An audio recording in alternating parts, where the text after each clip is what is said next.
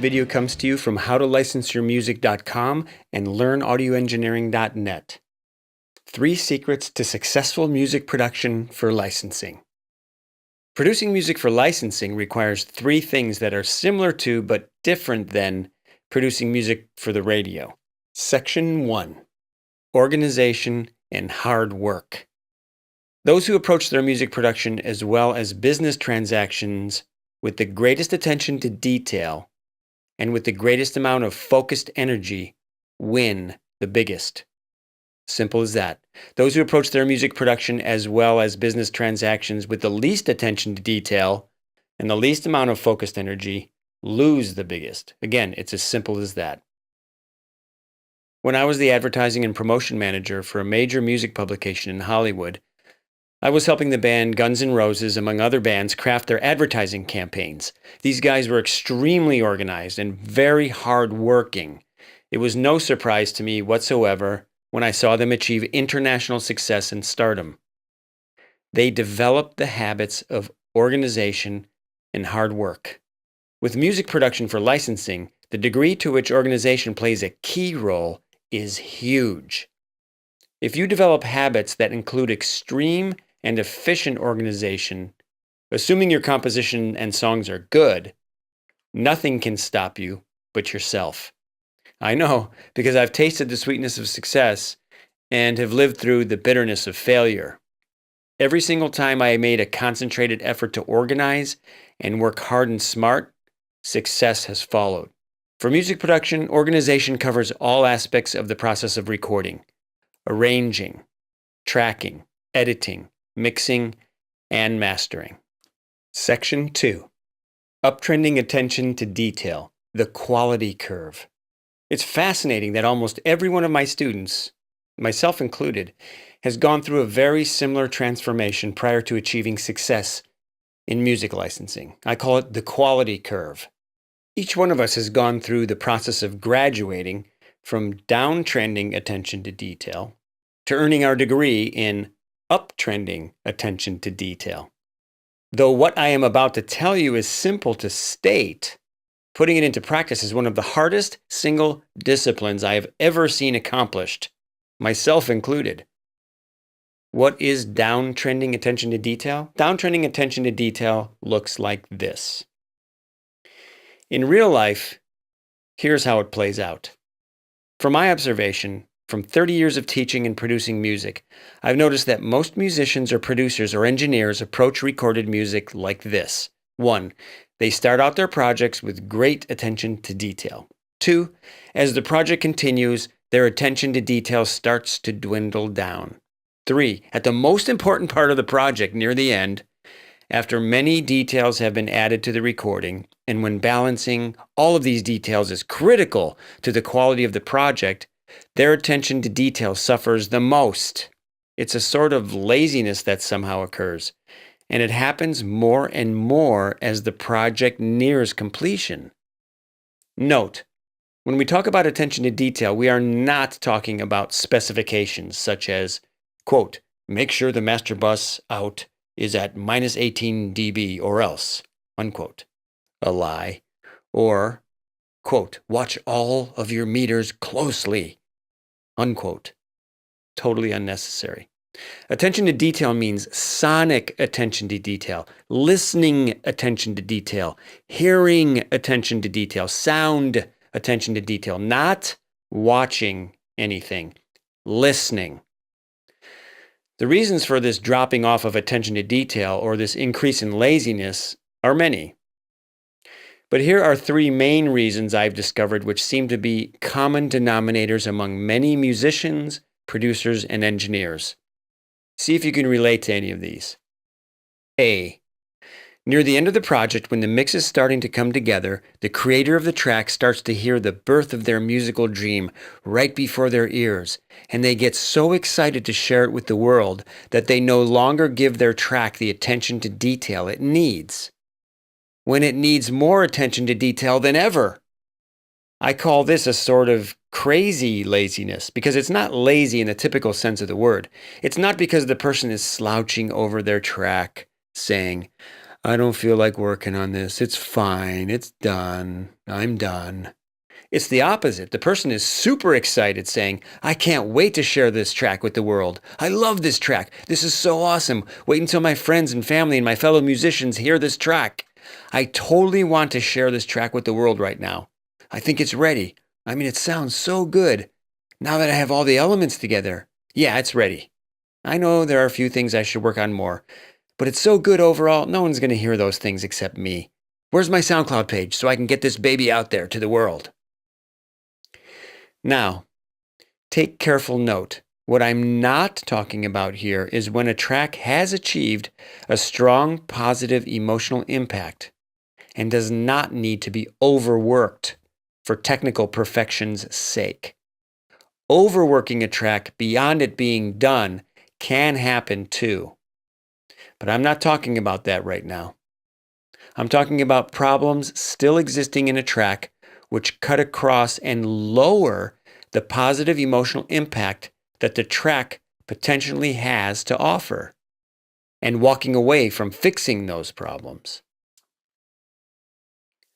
When a track has achieved a strong positive emotional impact consistently from the beginning of the track to the end, then it's done. Over. Completed. Time to move on. But when problem spots in the track stop that consistent positive emotional impact from occurring, then it's time to roll up your sleeves and work harder than ever with the highest attention to detail than ever before until you achieve that consistent positive emotional impact from beginning to end. And that is way easier said than done. That's the difference between downtrending attention to detail and uptrending attention to detail. And now, the second of the three common denominators of reasons why people drop their attention to detail. B. There's no other way to put it except pure laziness. This one is not the crazy laziness of being overly excited to share their track. This is where the person is slouching over their track saying, I don't feel like working on this. It's fine. It's done. I'm done. And now the third of the three common denominators.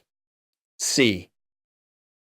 Something has cut across the confidence of the person mixing this track to the degree where they are now suffering from no objective viewpoint on what they are listening to and feeling like they don't know what to do next. This is a fascinating aspect of our industry. It's one that I have dedicated my teaching career to solving for anyone who finds themselves feeling this way. It's fascinating to me because the truth is, the person who is feeling this way, feeling that they don't know what to do, is closer to solving their problem than they know. They can absolutely solve their problem by firstly, using the technique of A-Being. A detailed look at A-Being is coming up in the next section. And secondly, getting educated by mentors in their field with a successful track record with licensing who can help them no longer fall prey to those who spread false information about mixing, mastering, and producing music. This is one reason the course Music Production Fundamentals was created, in order to act as a mentor right there with you, educating you on the truths about music production for licensing, conquering the lies told which create mental blocks for anyone trying to objectively listen to their mix and help them get their mixes done with licensing success. Section 3. The secret of proper A-Being for music licensing. The single biggest action you or anyone can take right now to increase your odds of licensing success is to properly A-B reference tracks with your own music. An important note about A-Being. Purchase your tracks from iTunes and convert to a WAV file when you A-B. Do not download from YouTube or some other source. These sources have altered the original file. You want a higher quality version of that track to compare your work to. Otherwise, you could be lowering the quality of your work with a faulty A-Being workflow. The top mastering engineers in the music industry don't possess some kind of magic talent. They're not born magicians when it comes to listening to mixes and mastering. They know how not to fly blind when it comes to getting quality recordings, which are successful in the marketplace. They A-B. Most people mixing music fall prey to flying blind, which means they don't use the technique of A-Bing, thereby missing the mark with the quality of their mixes to the point where they are getting rejections when they submit music for licensing. I heard one of the best mastering engineers in the industry say, "When I go home from work every day, I burn a CD of the work I've done for the day. I know no one uses CDs anymore, but I have a CD player in my car. So I burn CDs so I can A-B my work to commercial recordings that I also listen to in my car. I take notes when I get home and go back to work the next day until I get it right."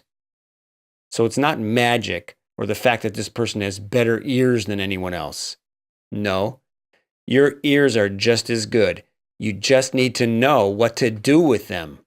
And here's what you do with them. You A-B your mix with commercial recordings. Not only commercial recordings, but recordings which have been successfully licensed by companies that you are submitting to or would like to submit to. That is so important it bears repeating. Not only commercial recordings, but recordings which have been successfully licensed by companies that you are submitting to or would like to submit to. Here's an excerpt from the course Music Production Fundamentals, which shows you one of many ways you can A-B properly. Now we're going to A-B again. Okay, we're looping.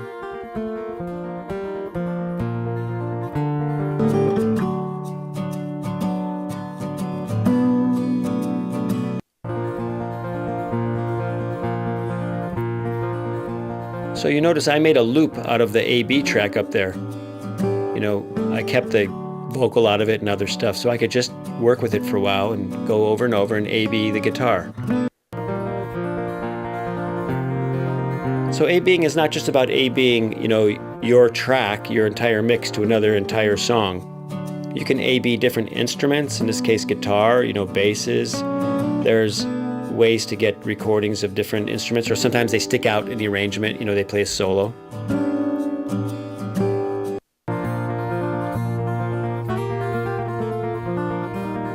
Okay, so here's the EQ that I have on my guitars, and I'm just listening again with the A-B.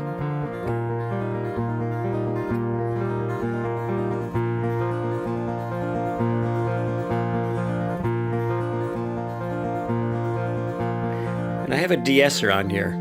I listened to it without the de-esser. I found some problems in the strings, kind of buzzing, real high end.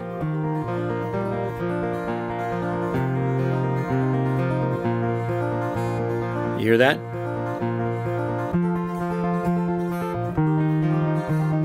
It was cutting through the mix and it was a little annoying for me.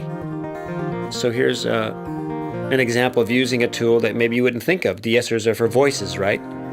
Well, they're tools. And the philosophy that I want you to develop is this. When you're watching this or other tutorials, it's not like, oh, I'm going to use a de-esser on guitars from now on. No, the idea is to pick up on the philosophy. The philosophy is this. Oh, I can experiment with tools and try different things that may be very rewarding, give me an incredible sound and emotion. And you don't have to follow a formula. This is an art. It's not a science. So experiment. And the more you learn your tools, the more efficient your experimentation becomes. It doesn't take so long. Sometimes you have to experiment to learn your tools.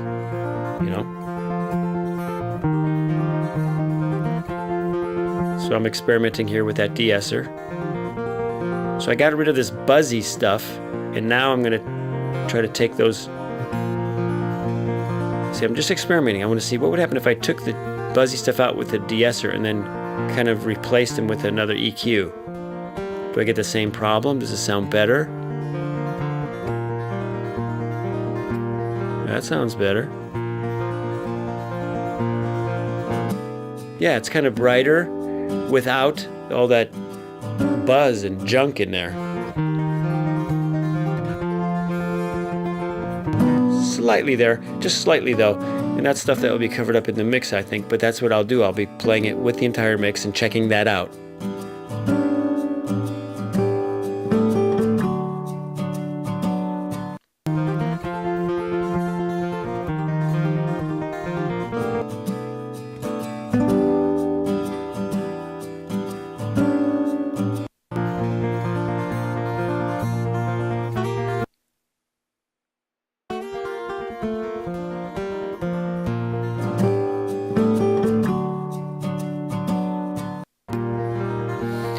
And you have to keep in mind too that he's playing some different notes and different range on his instrument.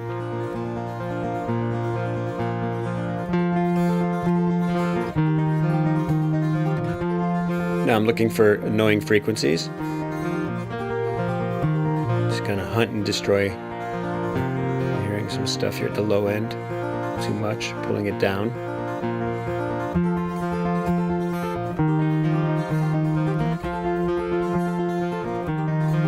Now down here around 50 hertz.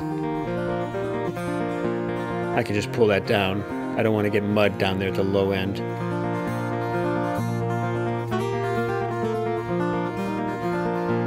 So I'm simply lifting up one very thin band of EQ and listening for anything that's annoying. Hear that? That one?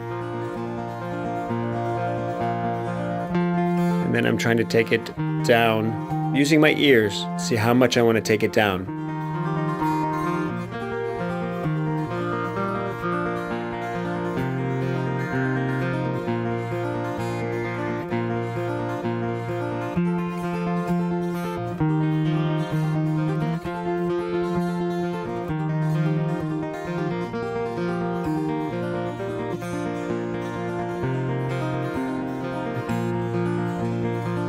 There, I heard some of that rattle there.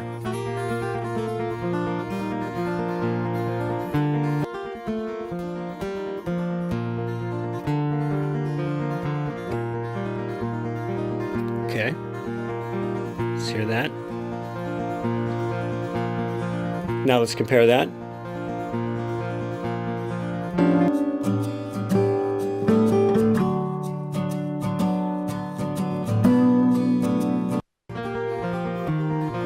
Yeah, not bad for the song. For this song, it's coming along nice. And I would say, you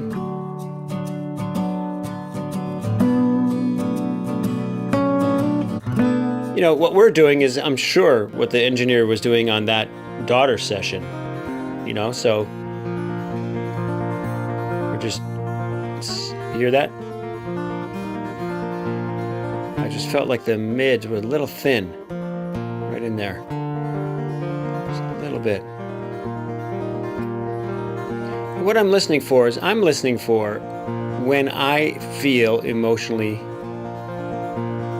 comfortable and it's pleasing. You know, it's not techno. Again, it's not a science. You know, people always want to hear, well, what frequency do you turn down on acoustic guitars and which ones do you turn up? Oh, well, 47.3 hertz, make sure you turn it down, and 17, you know, pump it up, and then up around 5K, make sure, no, music is an art, and these raw material you're working with are like snowflakes. They're unique, so they have to be treated with care, and you have to listen and feel the emotion.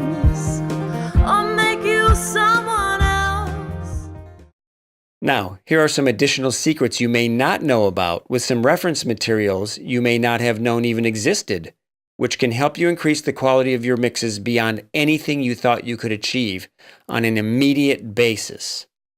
1. Not only A/Bing your mixes with commercial releases, which are already mastered, but A/Bing your mixes to other mixes. There are several places where you can get actual mixes prior to them being mastered, so that you can compare the stage of production you are on, mixing prior to mastering, to someone successful in the same exact stage of production, mixing prior to mastering.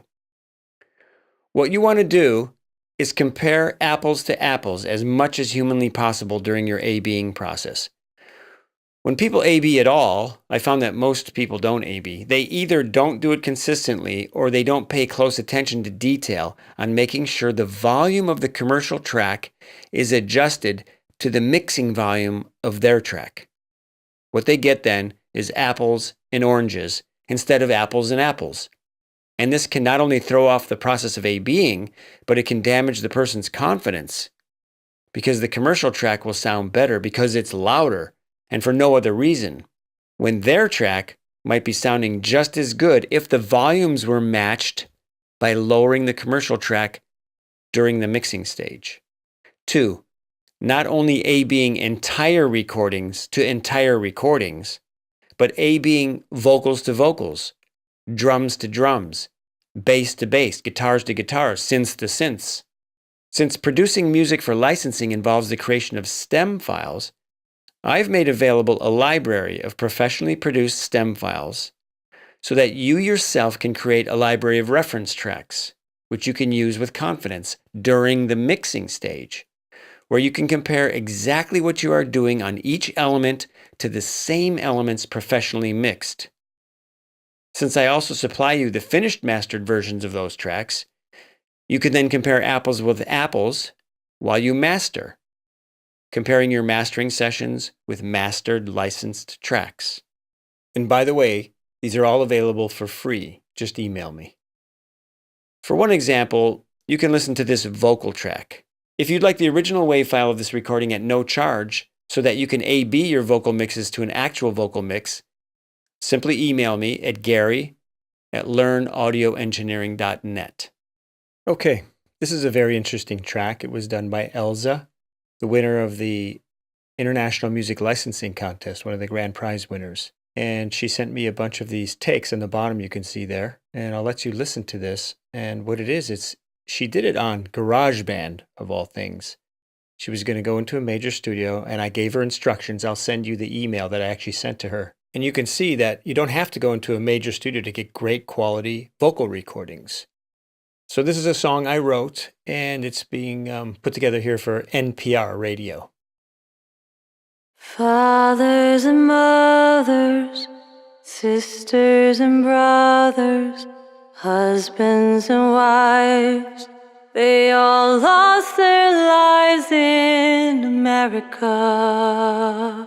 At the hands of the devil, dirt meets the shovel as we bury the dead under blue, white, and red in America.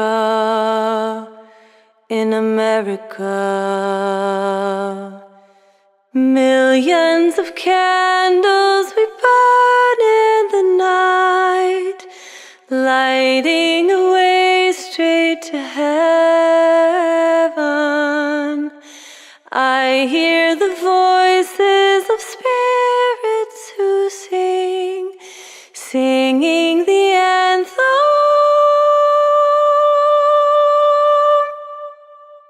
Let freedom ring. I will remember 11 September, not for the tears, but for conquering fears in America.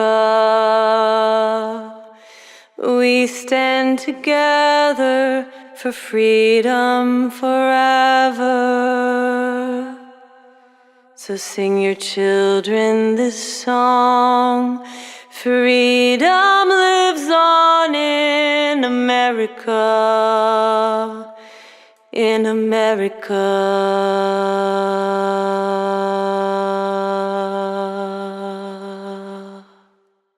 Great job by Elza.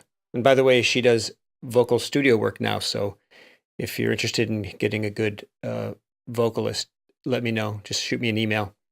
So this mix will be available to you, pre-mastered, so that you can A/B this track, this vocal track, with any vocal track you're doing. Also, that's free. So just email me if you need any of that stuff. And this next track is a track called Celebrate. And this track was actually picked up for a publishing deal with HD Music Now.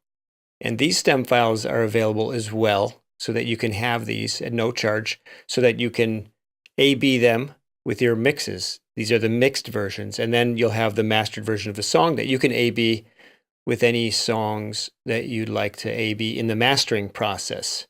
And this is more of a pop dance track. So here are some excerpts of those stem files for you to listen to. And again, just email me at gary@learnaudioengineering.net if you'd like any of this material.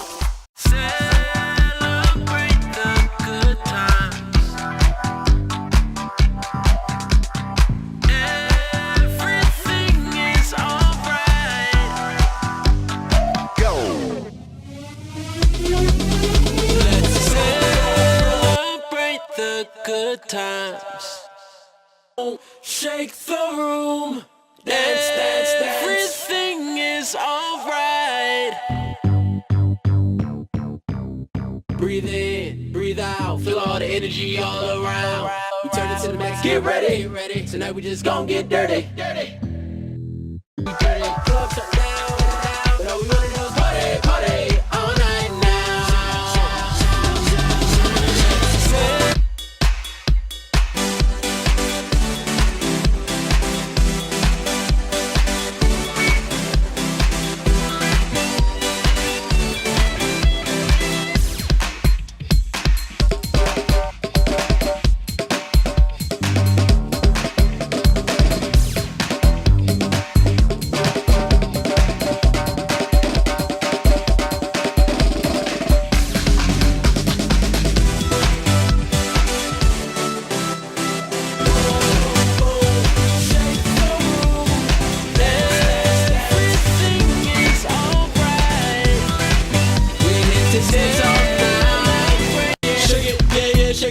Drop it low, earthquake it. Lose your mind, celebrate, we made it. Cheers to the night, champagne it. We in the room for the stars tonight. If we gon' do it, we gon' do it right. Dance and dance and escape. Party, party, celebrate. Celebrate. The good times. Boom, boom, shake the room. Dance, dance, dance. Everything is alright. We're here to dance all night.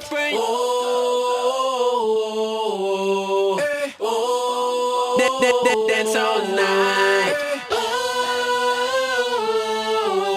Leave your troubles behind. It's time to. As I said, this one action of A-Being can make the biggest difference in raising your odds of getting your tracks licensed. This is exactly what happened to me when I tackled the discipline of A-Being and developing these creative secrets of A-Being elements. If you'd like to sign up for the course, Music Production Fundamentals, or the workshop, you can look at the link below this video, or you can write to me at gary@learnaudioengineering.net, or you can check the website, howtolicenseyourmusic.com. Good luck with your mixing and mastering for licensing. If you ever have any questions, you can always email me at gary@learnaudioengineering.net, or text me at 818-536-8742.